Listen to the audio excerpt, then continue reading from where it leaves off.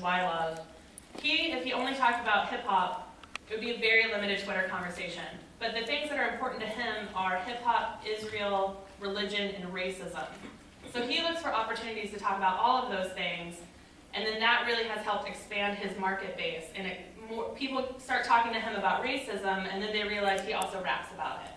And so the conversations come and go. We don't just talk about, if I only talk about social media, I would be so boring.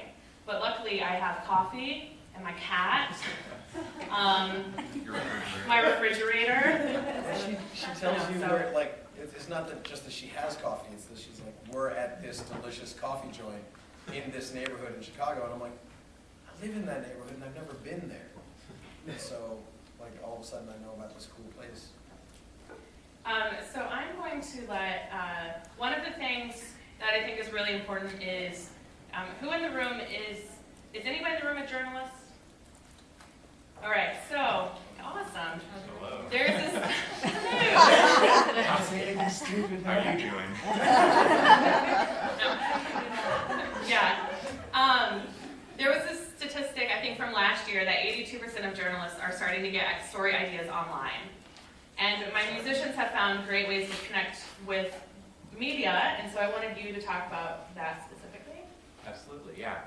I found that Twitter has been a great tool and a great avenue to connect with people who are in journalism in some fashion. A lot of blog writers or podcasters or video podcasters are on Twitter, and by establishing a conversation with them, not in a, hey, how's it going, my name's Matt, listen to my music, but they'll tweet about some other topic, and I'll enter into a conversation with them.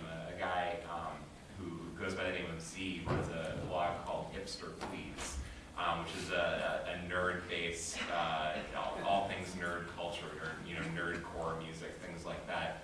He tweeted one time about how he was running out of hard disk space, and I basically said, dude, time to buy another external hard drive. And from that simple tweet, we entered into a dialogue.